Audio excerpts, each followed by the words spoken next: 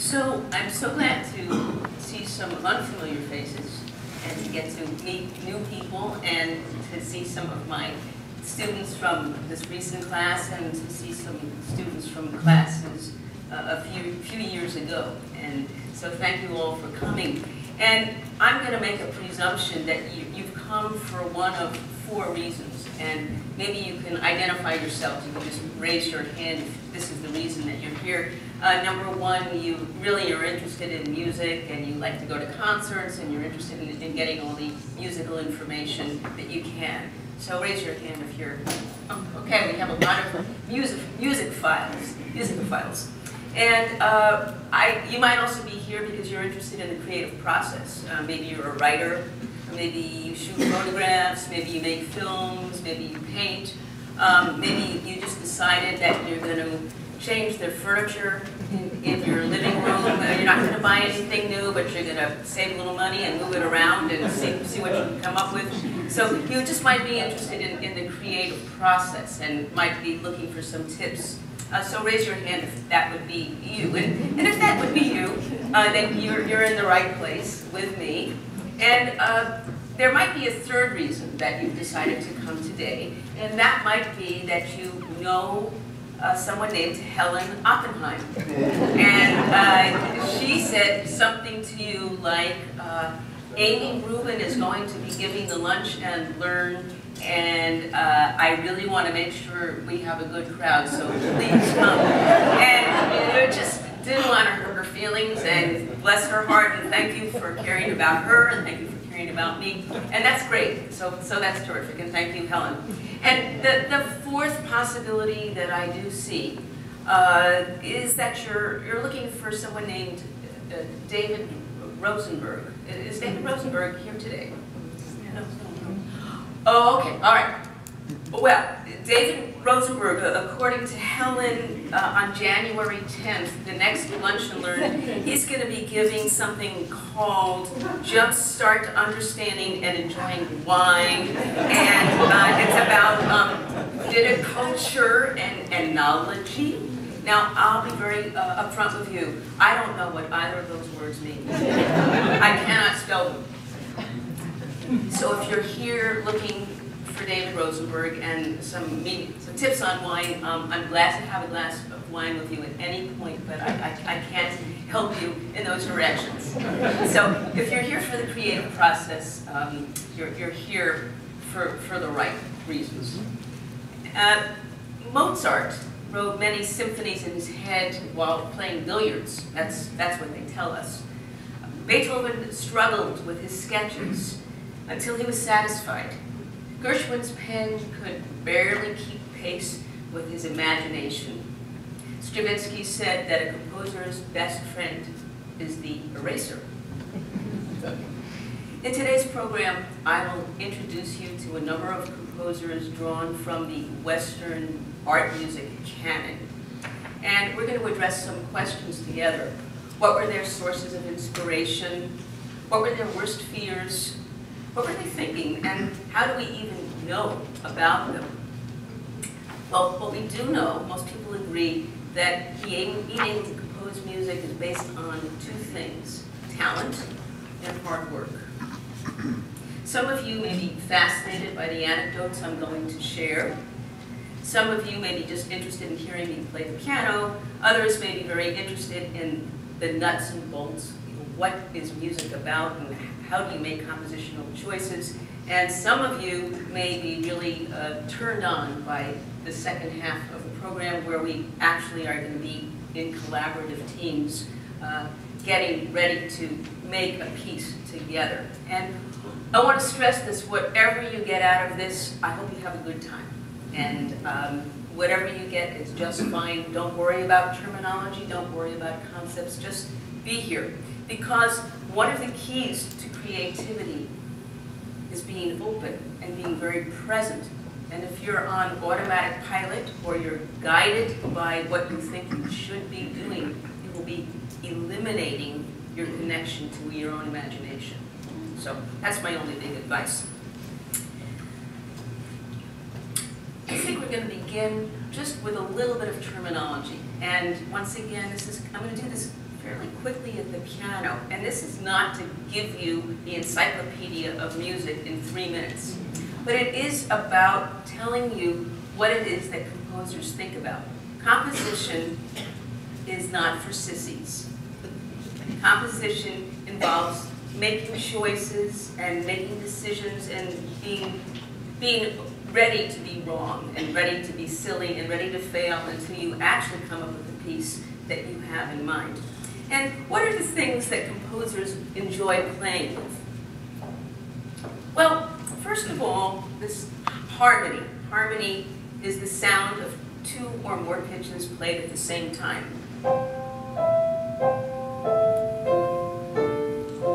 These are fifths. Why are they fifths? Because they're 5 notes apart. And the ancient Greeks actually used this as a form of psychotherapy to try to relax people rather than pop a Valium. They popped a perfect fifth.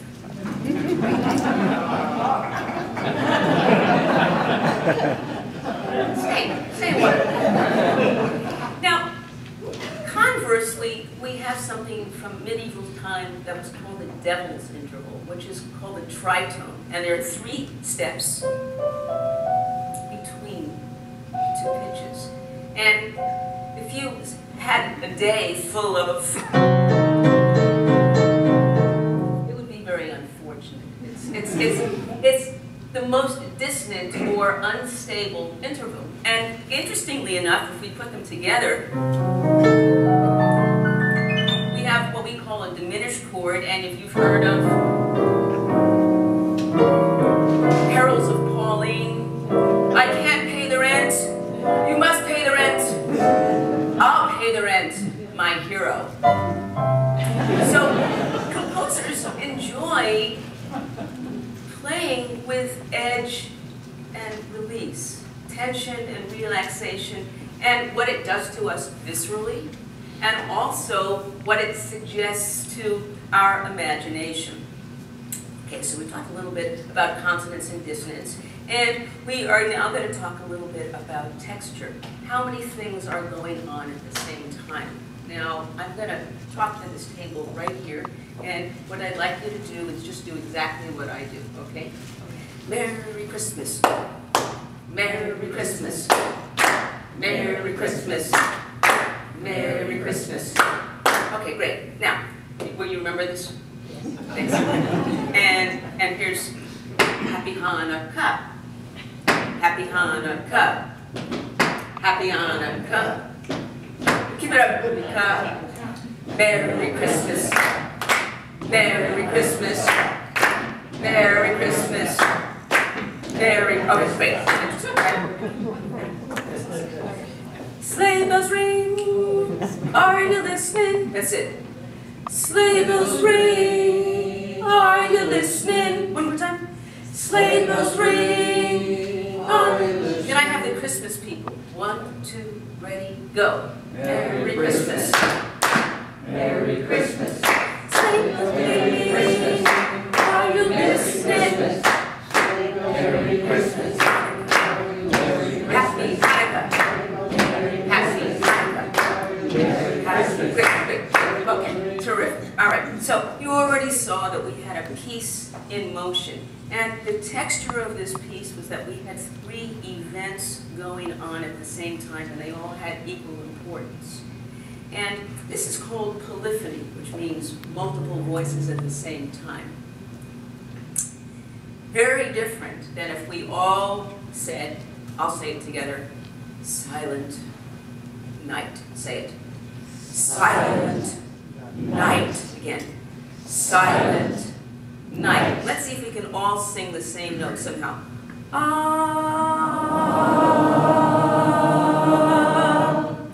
Terrific.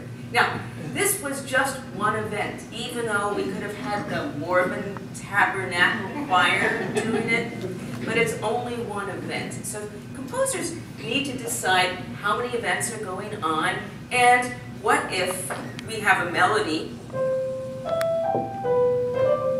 and we want to give it some background. Well, a terrible pianist will play like this, because the background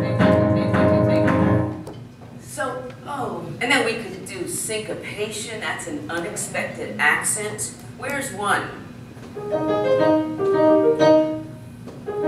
Where's one? You can't find it easily because my left hand forgot to play. Now, where is it now? Right? One, one, one. Yeah? So Scott Joplin is playing with a syncopated melody and a very regular left hand. Well, I could go on and on and on, but I won't. What I'm going to do instead is to move forward now to show you something about what we call the language of music, or the composer's language. Why do different composers sound different from different periods of time and different countries and different styles of music? Well, I put this together yesterday. I'm not a procrastinator. Au contraire. But I get my ideas under pressure. And quite honestly, for me, this workshop in creativity, I challenge myself to be creative. I do not repeat myself. I write something on a script, but I will write a new piece or new pieces for each presentation and come up with a different workshop. Because if I did it before, how would it be creative? So I am risking failing, and now I'm risking hitting some wrong notes since I wrote this out at 10 p.m. But I suffice to say, I think I'll make my point, and that will be worth the risk I'm taking. So this is to show you various compositional choices in terms of a composer's language. We have Happy Birthday.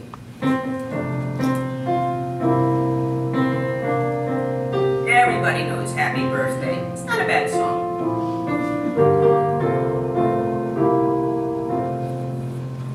Well, if I lived around 1680, I might want to write one melody against another. So the right hand would have this, but the left hand would have.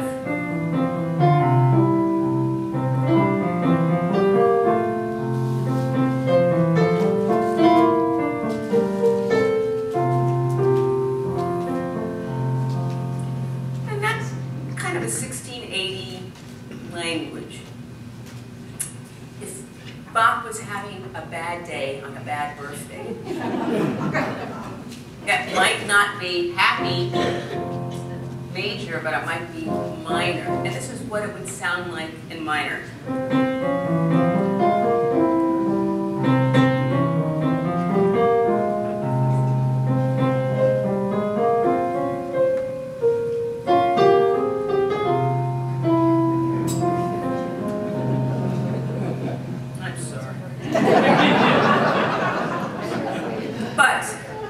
If we were around the time of Mozart and we were feeling kind of happy, well, what kind of language is that? Well, you've heard of this before. This is called an Alberti bass. Alberti was actually a man, a composer, and it takes a chord and it breaks it up.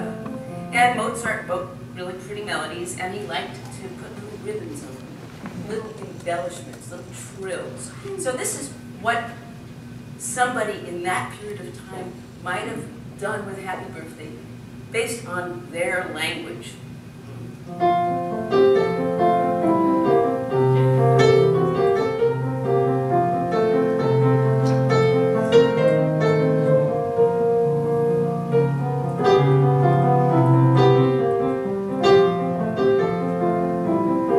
More trills.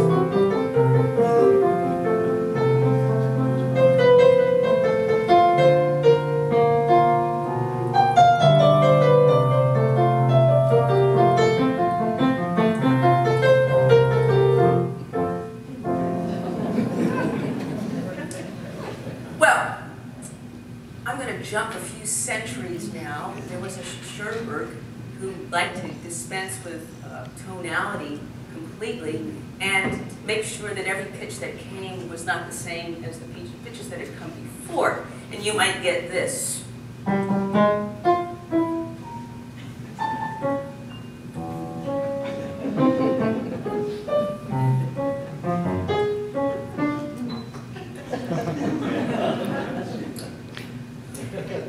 Now, what if Happy Birthday is about a beautiful girl on a beach?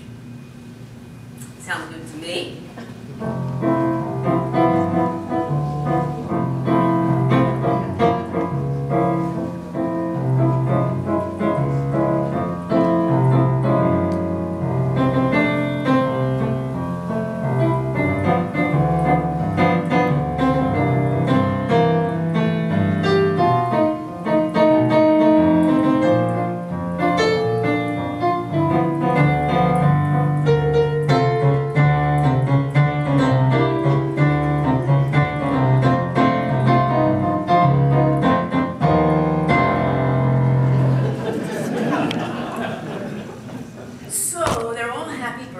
They all have integrity, and they are all using different musical choices. And so that should give you, hopefully, a little bit of insight. Well, what I'd like to do now is actually play some, what I'll do is I'll give you a feeling about the person, and then I'm going to play a musical excerpt live and give you a kind of a window into what I think is salient, the essence of the piece. Not necessarily what the composer was trying to do, but what the piece ends up doing, okay? So this was research that I did, which I enjoyed very much. How do we know about people? Well, in the 20th century, many composers write about themselves, but people didn't write so much about themselves in the 1600s.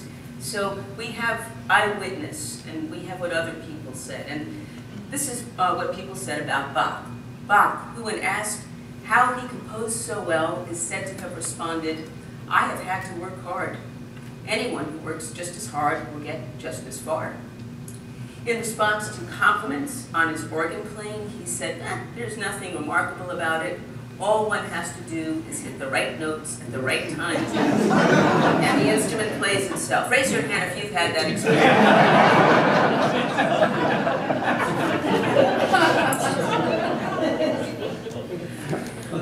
Yeah, sure. Okay, so as a teacher, Bach would give his students bass lines and ask them to create first the soprano, then the alto, and then the tenor part. And he did not let them compose until their pieces met his rigorous standards of perfection. He insisted that no part break off before it said entirely what it had to say, and that every note was required to have a connection with the one preceding it, and if it did not, it was banished as being suspicious. And this is an important point, so remember this one because we'll be referring back to it. Bach also insisted that his students compose entirely from the mind, away from the instrument. Those who wished to do otherwise he called in ridicule knights of the keyboard. Just hold that. So in Bach we see modesty, we see craft, we see a love of God, we see working under amazing deadline pressures of 2 or 3 church gigs a week and new material written. How did he do it? How did he create the score and the parts? Because you could have all of these ideas, but you've got to write it down on paper. Well, the answer is his third wife, Anna Magdalena, was a very good copyist, and he had 20 children. So I'm thinking that late at night we're not playing video games. We're out there copying music, and so it's good to have a big family if you're a composer. Now, what I'd like you to do is this is a right hand, left hand exercise, and Bach liked to play with counterpoint or polyphony, which is one melody against another. So raise your right hand if you think my right hand is important, and raise your left hand if you think my left hand is important. I'll play it kind of slowly. So which hand is that? All right, here we go.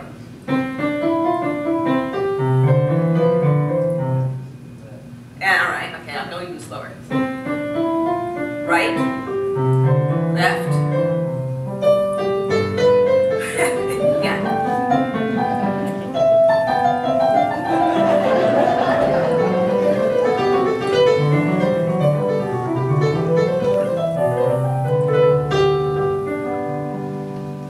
So, that shows masterful craft.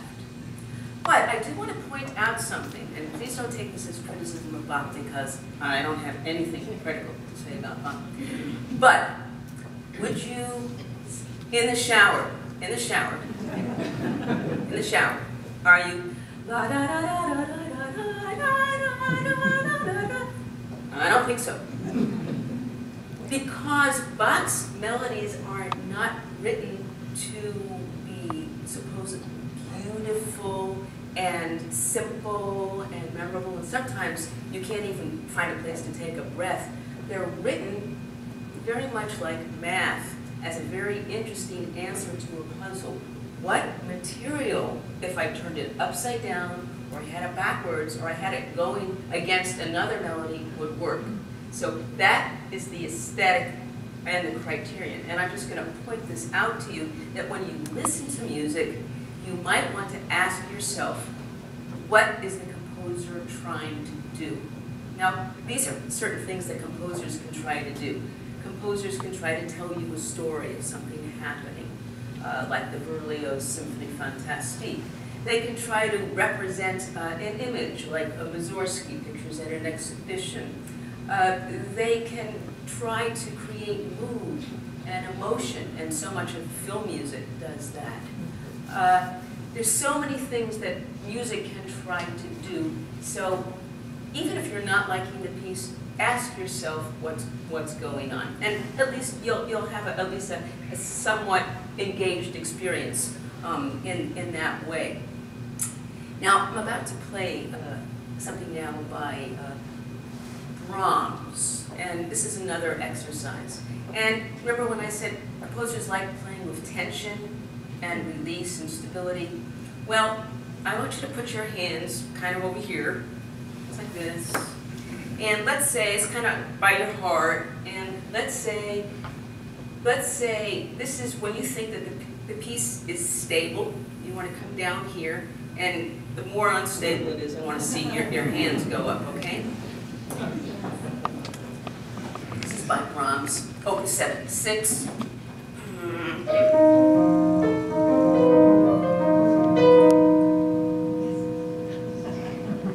If I walk out now and I'm stopping, are you happy?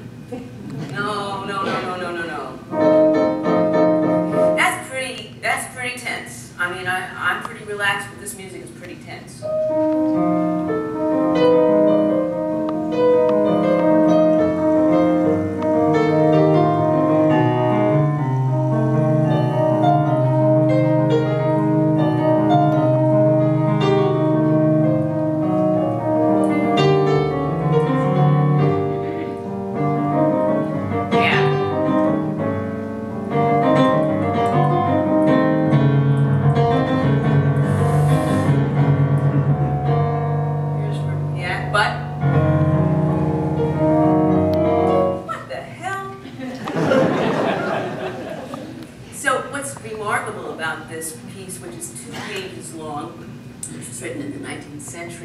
Is that it's not stable and you don't feel that you know where home is until the very last chord, which is kind of just a brilliant phenomenon that somebody could do that. And it's the pleasure of stretching tension. So that would be it. And for me, when I play this piece, I think of, I've been to remote areas of Alaska, and I just think of starting in the woods where you don't have a clue as to where you are, and finally somebody leads you out, and finally, you know, you find a place of safety. So it's kind of what that feels like to me. Well, Brahms recalls a story about Beethoven, and I love this, and I like to call this is my own little name for it, Beethoven and Chutzpah. And for those of you who didn't celebrate Hanukkah, chutzpah, well, everyone knows what chutzpah is, but it means nerves. You've got a lot of chutzpah. I mean, but it could be good if you want to have chutzpah, but it could also be like, it's got a lot of chutzpah, you know, asking me to blah, blah, blah, blah. So, this is Beethoven. Brahms says, Beethoven was always my guiding star. The few words of which we have records as to how he was inspired by the Creator himself have been of incalculable aid to me. When I was a boy, I studied the violin. This is actually a friend of Brahms talking now, named Joachim. And Joachim was friendly with a violinist who played in Beethoven's orchestra. So the story is that the concertmaster of Beethoven's orchestra complained to Beethoven that a certain passage was so badly written for the left hand that it was unplayable. Whereupon Beethoven shrieked at him, "When I composed that passage, I was conscious of being inspired by God Almighty. Do you think I can consider your puny little fiddle when He speaks to me?" Interestingly enough, composers have to be strong, and well, we'll meet Mr. Piazzolla in just about 2 minutes. And Mr. Piazzolla was known to say that composers should know a form of self-defense because it will come in useful. My next musical example is one about rhythm, and what I want you to do is just say 1, 2, 3, 4, 1, 2, 3. And here, the 1 should be really loud. And while I'm playing, I want you to notice what's happening in the music, okay? Just notice this. 1, 2, 3, 4. 1, 2, 3, 4. 1, 2, 3, 4. 1, 2, 3, 4.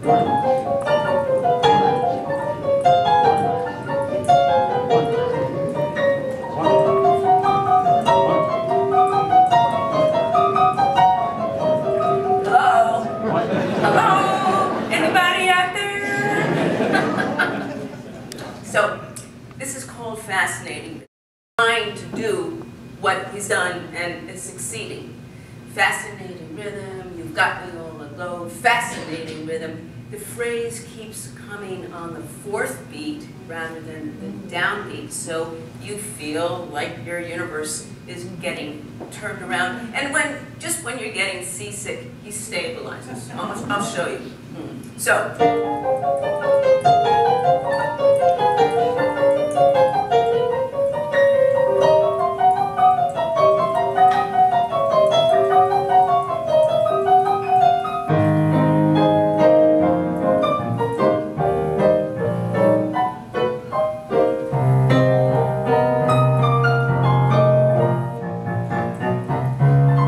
Fasten your seatbelts.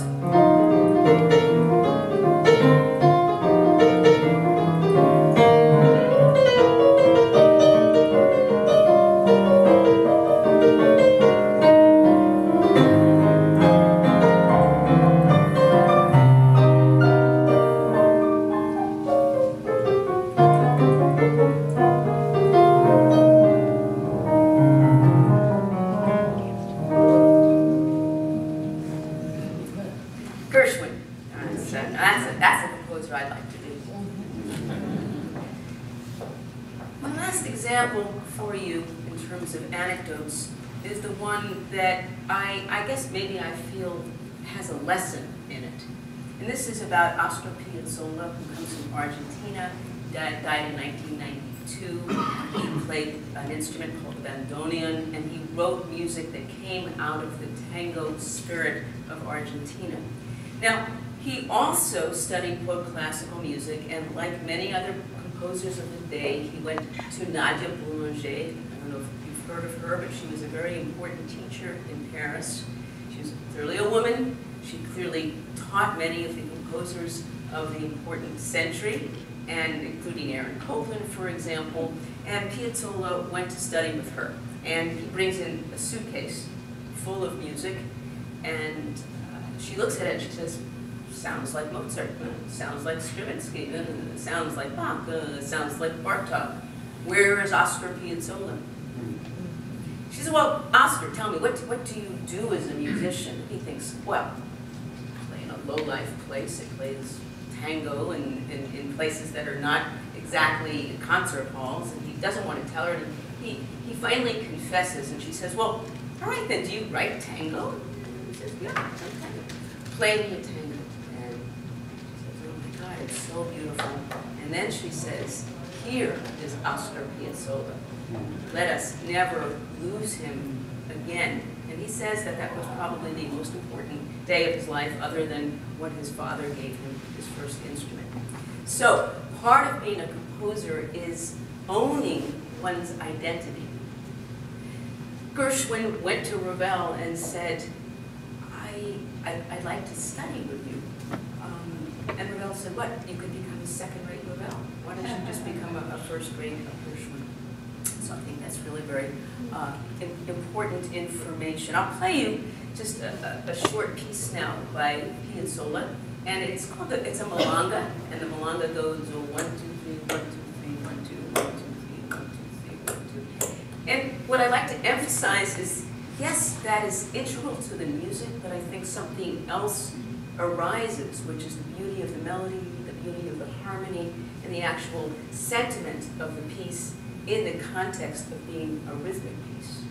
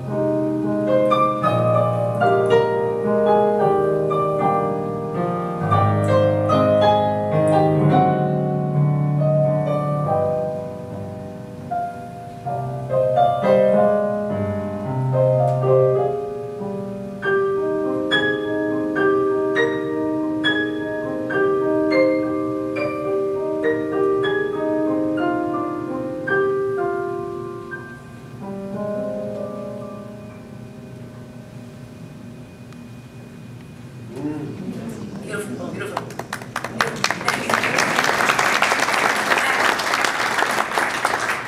I love to play that because it gives me a joy that moves me when I play it, and then I think, oh God, these people have never heard it. So that is not a nice thing to be able to spread the good word. Okay, now I'm going to do something which, as I call the magic trick. And this is a little bit scary, meaning I'm on the line. And you look like someone I can trust. Now, when I have him here, what's your name? Jeannie. You look really nice and trustworthy. And you have good karma, too. And I think you're going to help me do well, I hope. I hope so. Okay, so, yeah, so what's in here is the letters C, C sharp, D, D sharp, E, F, F sharp, G, G sharp, A sharp, B. All the notes that are on the piano or that exist as pitches. And then there's something called wild card. Now, you're going to pick 5, going to shuffle it up a little bit, and 5, and oh, my assistant Angelique, who is out here, who is a wonderful clarinetist and composer and conductor, and I hope she does well with the camera too. Tell them the truth, Angelique. Did you check these cards, and are they what I say they are? This is not a fixed trick, right? It is not a fixed trip. And if nothing else, Angelique is very honest. So yeah, you can count them. So would you please pick 5 for me, and just call them out when you pick them. D sharp. Okay, wait. So D sharp, D sharp. Okay. Oh man, D sharp. Okay, another D sharp. G. Okay, we have 2 more. B. And 1 more. It's a wild card? Yes. Thank you. That's good. That's good. I'm not too. Okay. So, okay. The point of my doing this, other than to cause myself a lot of stress in front of the public, is to create musical material from what I'm given. When you're given, lemon, you make lemonade, blah blah blah blah. So I'm not gonna really. I could tell you sort of how I do it, but I really do it intuitively. But then I also do it analytically. I'm going to try to do it intuitively first, and then I'm going to do something analytic, so you can see the creative process of work with both sides of the brain. Okay. So first, I have to just get friendly with the material. Oh, I'm so bad. Okay. So it immediately makes this augmented chord, which I like.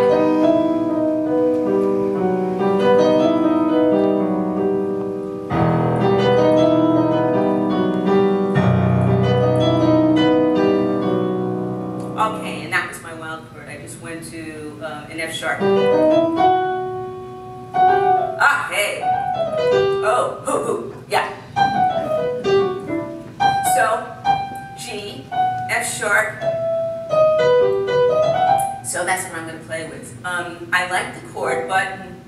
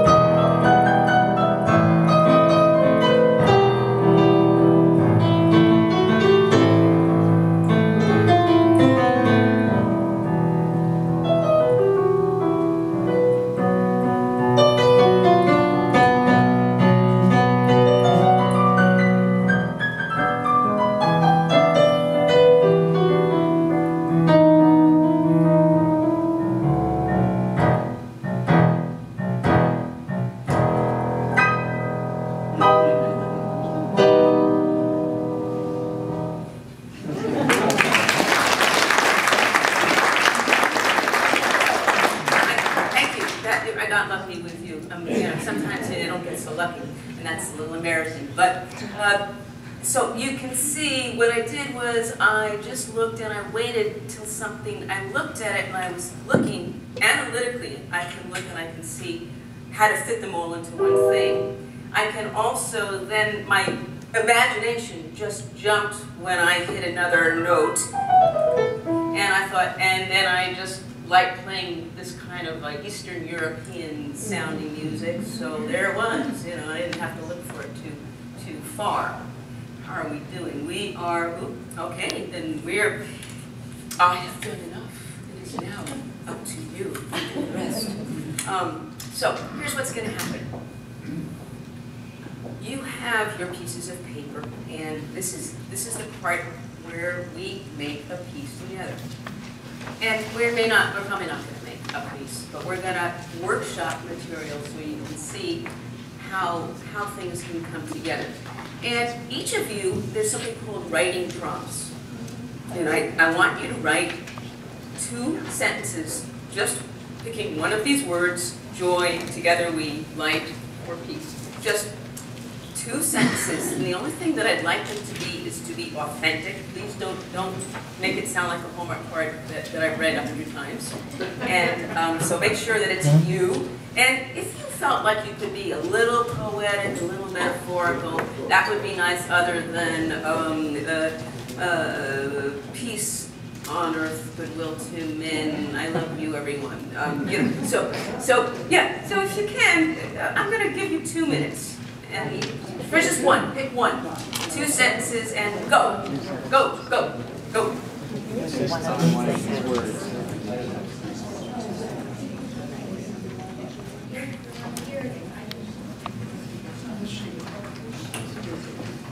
While you're doing that, I'm going to play some music that might get you in a suggestive mood of what this piece is going to come together to be.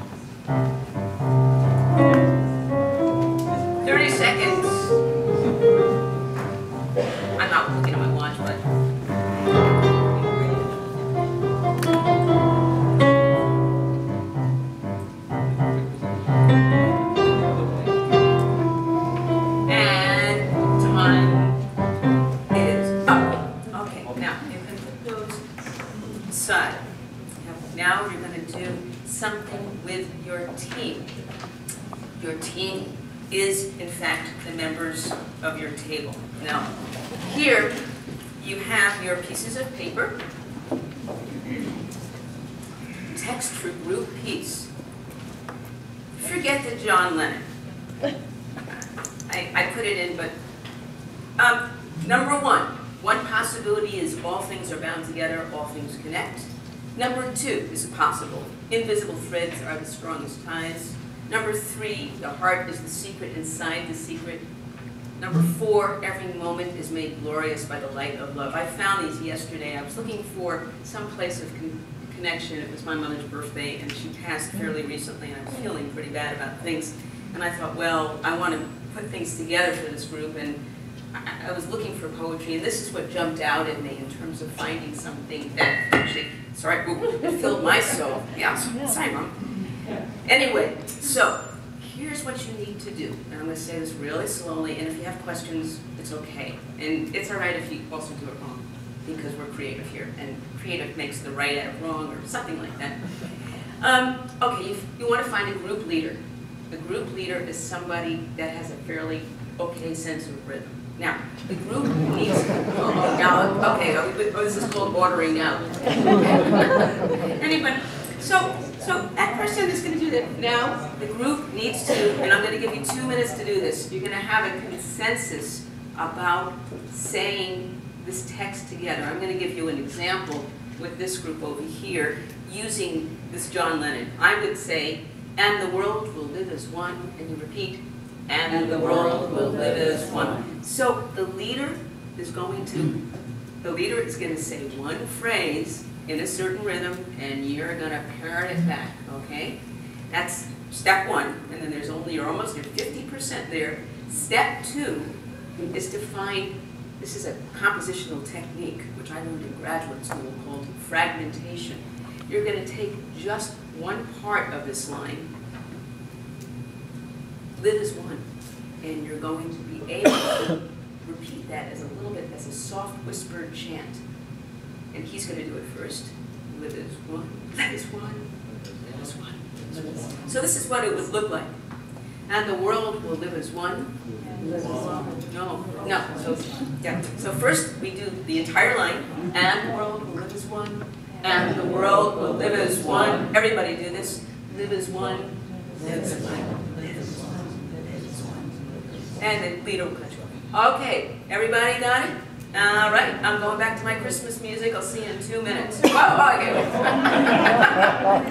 Yes. Yes. Yes. Okay. Ready? No.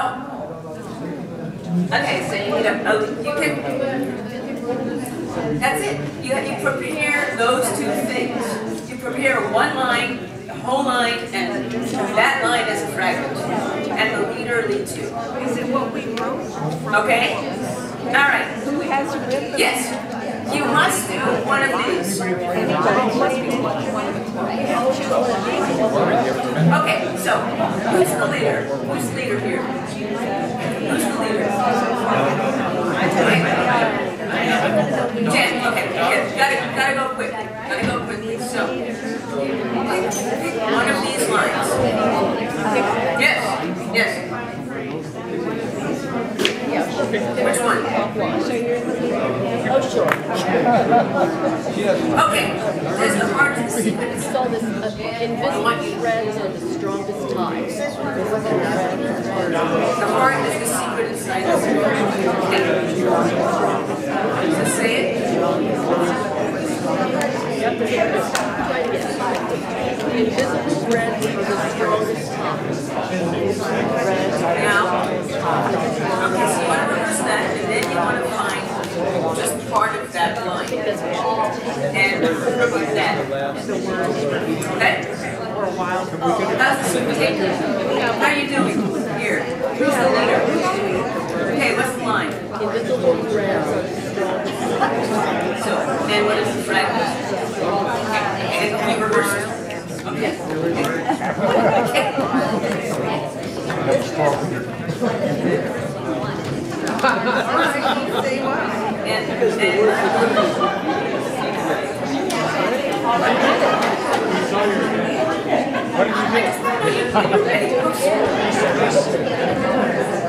First I repeat the whole sentence. I say everything and then I identify what is the strongest tie. So I think so. Why don't you just do what I'm doing? All right. Okay, no, let me hear what you so far. Invisible threads are the strongest ties. I don't think we feel that strong. What is violence? Okay, now you need a fragment. Before I tell you stuff. Ours is a wild one. So that's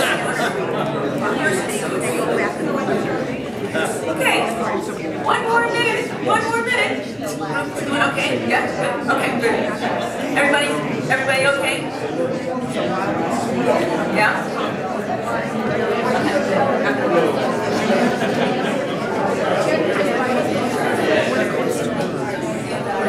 Okay.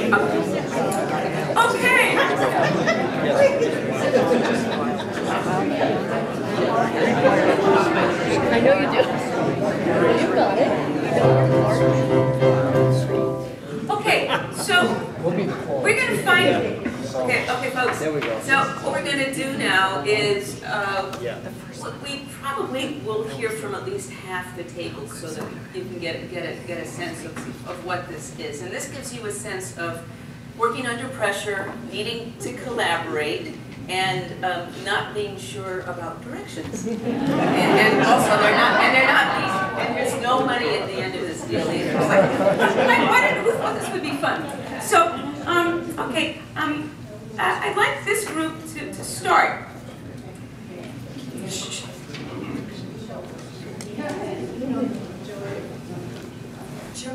Joy in the world with peace, with peace. Joy in the world with peace, with peace. And the light shone through with peace. And the light shone through with peace. Very nice. Joy in the world with peace. Where's joy in the world? Okay, now sometimes they improvise. Sometimes creative people, a lot of times creative people break the rules. And you know, sometimes their creativity is just kind of an excuse for breaking the rules. And you were supposed to pick one of the pre-designated phrases. However, sometimes auspicious accidents happen. And let us call this an auspicious accident. And what I'm now going to do is I'm going to add in another factor. I'm going to have you, I'm going to play something, I'm going to play two pieces of music against this, because I want you to see what juxtaposition does, okay? So I'll follow you. So you're going to do this again. Ready? Go. Joy in the world with peace, with peace. Joy in the world with peace, and the light shone through with peace.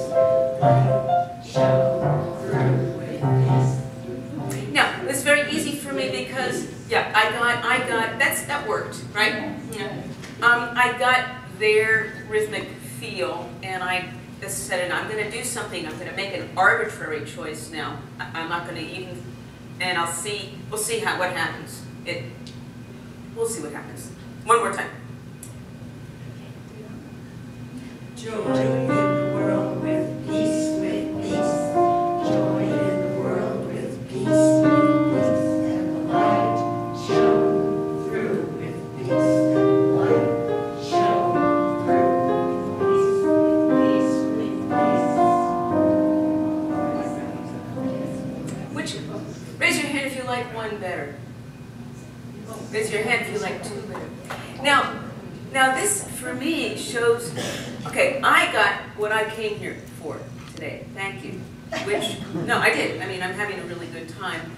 But I got what I came here for because I would have never picked that. I'm playing in a different, they're in 4, I'm playing in 3.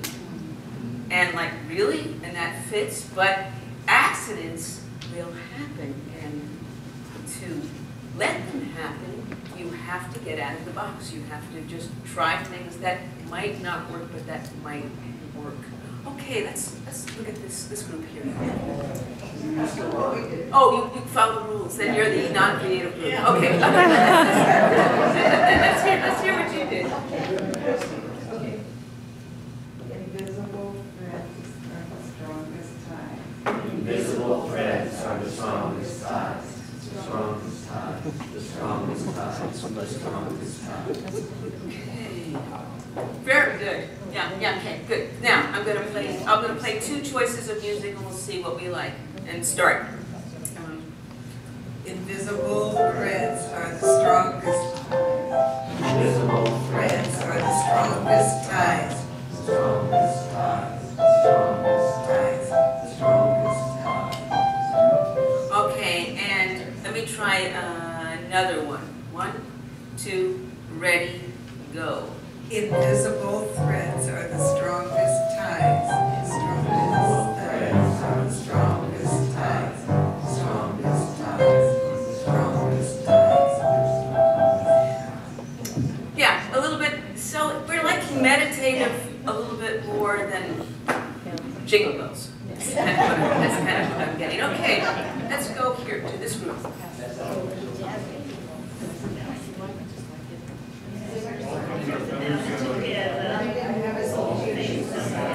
Oh, I'm sorry. I got distracted. I didn't get a clear start. Who's the leader? Oh, Robert here. So you should. Theoretically.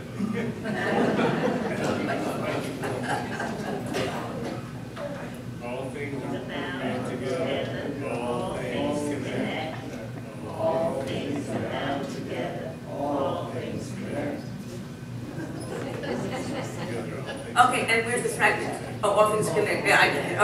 Okay. This is good. Okay, so I used to teach at Lincoln Center, and this is the Lincoln Center way of doing the things. It's called experiential learning, where you work on teams, and in addition to getting information about music, the only way that you really encounter music is by making choices.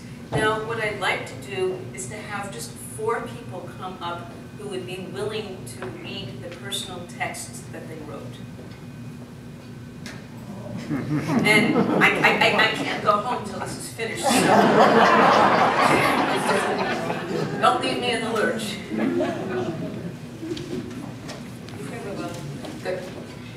And I need 3 more. Two more.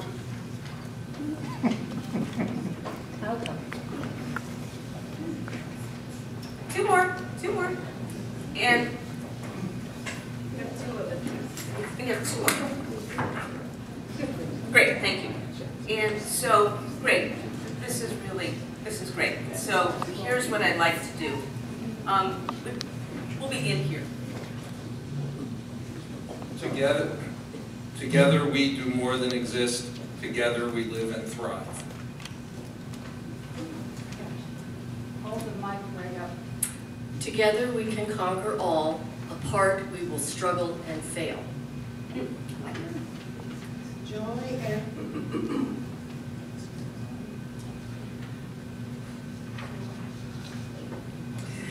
joy and togetherness share the light for understanding. Understanding brings peace for those who share togetherness. We are interconnected with the universe, and all is intelligence and energy. Beautiful. Okay, so please stay here. Now, rest of you can stay at your tables, but here's what we're going to do. See, on your, you need your papers, 2 stanzas. Love came down at Christmas, and I heard the bells on Christmas Day. Okay? So what we're going to do is I'm going to do the first line, love came down at Christmas. You're going to answer me, love all lovely, love divine. I'll say love was born at Christmas, and you say stars and angels gave the sign. Then we're going to have the soloists, and then we're going to return to the group, big group. Love came down at Christmas. Love all lovely, love divine. Love was born at Christmas. Stars and angels gave the sign. And then and we go, and there will be music accompanying you here. And then when that is finished, I heard the bells on Christmas Day. Their old familiar carols play. And wild and sweet the words repeat. A peace on earth, goodwill to men. And then I'm going to play Gloria. And if you can, you want to sing or hum, you can. If not, you can just enjoy the group.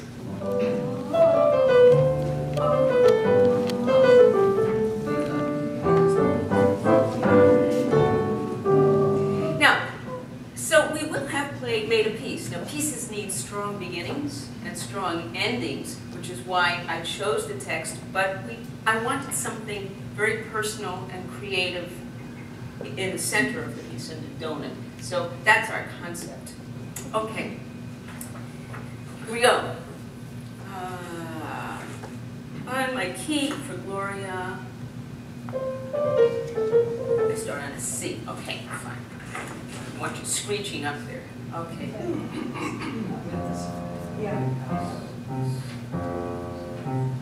Here's our beginning. I start. Love came down at Christmas. Love, oh lovely, love divine. Love was born at Christmas. Star and angels gave the sign. Together we do more than exist. Together we live and thrive. Together we can conquer all. Apart we will struggle and fail. Joy and togetherness share the light for understanding. Understanding brings peace for those who share togetherness. We are interconnected to the universe, and all is intelligence and energy. I heard the bells on Christmas Day. All familiar carols play. Wild and sweet, the words repeat. Peace on earth, goodwill to men.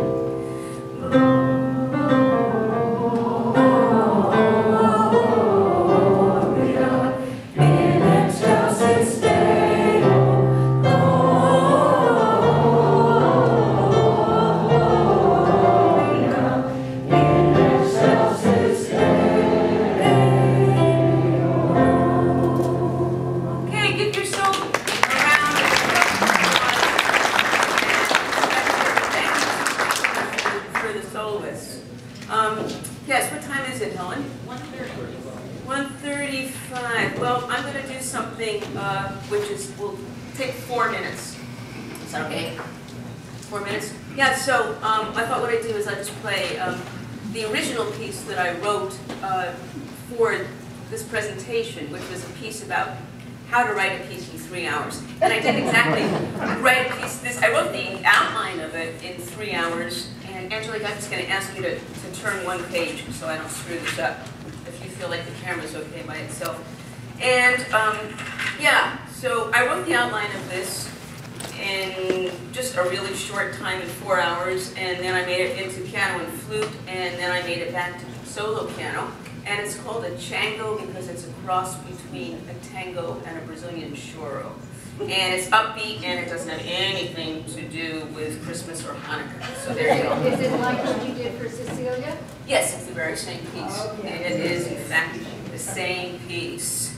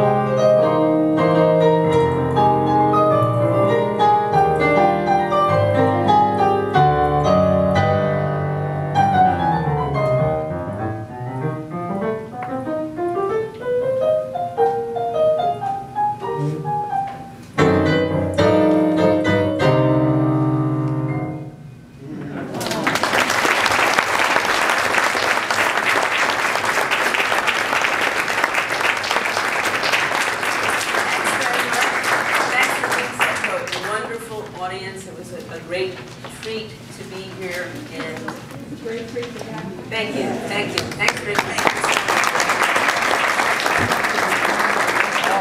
I have to cut this short, but we don't.